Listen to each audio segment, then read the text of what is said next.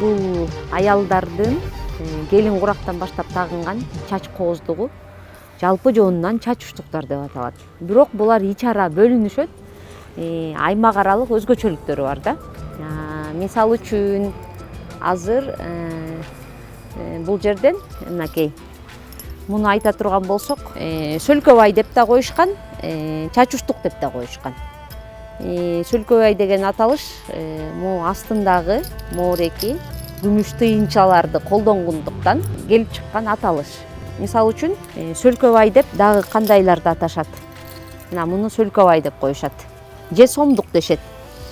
Себеби бизге Кыргызстанга ушундай башка өлкөлөрдөн түрдүү күмүш тыйынчалар келишкен. Бул маржан шурулардан турат. Жалпысынан чач учтук деп эле аталат. Сөлкөбай деп да коюшкан, чач учтук деп да коюшкан. Сөлкөбай деген аталыш могу астындагы моореки күмүш тыйынчаларды колдонгондуктан келип чыккан аталыш. Келин болгон курактан баштап чачын экиге өрүп майда чачты. Анан чачка тагышкан. Мисалы үчүн азыр мен чачыма көрсөтүп бере турган болсом, мынакей чачка тагуунун 3 ыкмасы бар да. Мисалы үчүн азыр биз бул топчу менен эле мынтип чачка өткөрүп бүчүлөп тагып коебуз. Чачы топчу тагылбаганга ушул чачтын боосун, чач учтуктун боосу топчулары жок болот, кошо өрүлүп коет. Анан кээ бир чач учтуктарда мындай атайы тигилиш болот, муну чач менен кошо имерип байлап коюшат да. Ошондо мынакей мен чач учтугумду эки жеринен бекитем. Эки жеринен, бир жеринен бүчүлөп койсо болот. Мынакей чач учтук чачка бекит. Сөлкөбай деп дагы кандайларды аташат. Мына муну Сөлкөбай деп коюшат. Же сомдук дешет. Бул жерде башка өлкөдөн келген күмүш тыйындардан циалковый деген монета, күмүш монеталардан чаап, анан бетине ар кандай оюларды түшүрүп жасашса, кээ бир учурда ошол тыйындарды эч нерсесин өзгөртпөстөн эле кошуп коюшкан да. Муну суйсал деп коет. Бул жерде мынакей тыйындар 1910 жыл, 1915 жыл. Муну түштүктө тагынышат, суйсал деп коюшат. Жеңил жиптен өрүлгөн өрүмдөргө ушундай майда тыйынчаларды кошо жасап коюшкан да ылдый жагына. Жаш курак өзгөчөлүгүнө да тагынышкан. Мисалы үчүн бул чолпу делет. Карасаңыздар өтө оор күмүштөн жасалган, маржан шурулары дагы көп. Анан муну улуу апа, баягы чачы азайып, жаш курагына жараша чачы азайып, кичирейип кеткен апа бул чачы кармай албайт да. Муну жашыраак колунда барлар тагынган да мунучу. Анан негизи эле чач учтуктарды кызын күйөөгө узатып атканда ата-энеси жасап берген, кызына арнап төркүнү берген буюмга кирет бул. Андан сырткары бул чач учтуктар андан аркы келиндин жашоосуна киргенден кийин аны өмүр бою тагынышкан дагы кийин келиндерине, кыздарына, неберелерине калтырып кетишкен. Бул таберик буюм болот да.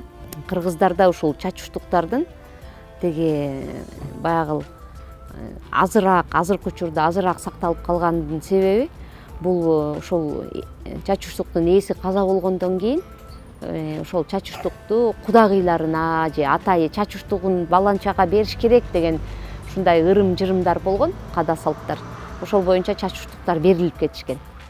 Анын үстүнө баягы бул эскинин калдыгы, феодализмдин калдыгы, эски нерсени кылып атышат, колдонуп атышат дегендиктен бул чач учтуктардын баркы дагы аябай түшүп кеткен да. Азыр мындай чач учтуктар ушундай жеке сактоочуларда, музейлерде сакталып турат да.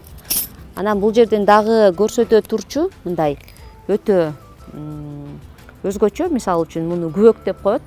Күбөк деген аталыш ушул Талас, Токтогулда, Аксыда, ушул түштүк батыш аймакта Кыргызстандын. Күбөк бул формасында карасаңар, булар чачы этегине мындай чачы тагылат. Бияка ушундай күмүш, мунун да ар кандай түрлөрү шөкөттөлүшү болот. Кийинчерээк суу мончок деп Советтер Союзу учурунда чыккан мончоктор менен ушинтип суу мончоктоп 1 муун деп коет, 2 муун деп коюшкан. Себебин билбейбиз, эмне үчүн 1 муун, 2 муун деп муундап шуруу тагып шөкөттөп коюшкан да.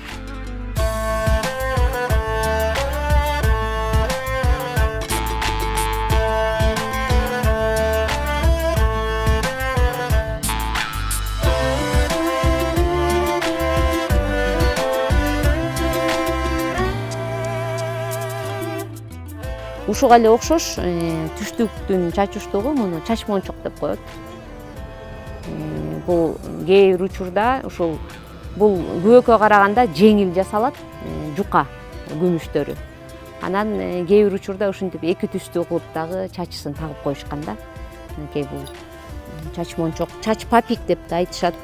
Мынакей чач папиктин дагы бир түрү. Ушул түштүк аймагына тиешелүү. Бул жибек жиптерден согулуп, чачыланып жасалган. Ортолоруна ушул күмүш тыйындарды кошо кетишкен. Мынакей күмүш тыйындар дагы кошулган чачуштуктарыбыздан бул ошол түштүккө тиешелүү чачуштук суйсал деп аталат. Бул жерде мынакей тыйындарды тигип коюшкан, а негизи бул чачыларын жибек жиптен колго өрүшкөн. Мунун дагы ич арадагы башкача түзүлүштөрү, формалары дагы бар. Чач кап деген болгон. Бул жерде бул чачуштуктардан айырмасы бул деле чачуштуктарга кирет. Аталышы чач кап. Эмне үчүн? Бул жерге чачты бияка салып, ортосуна.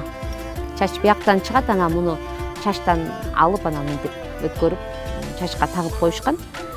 Бул чачты көрсөтпөй, жакшы кармаган. Бул чач кап. Бул өтө сейрек кездешет.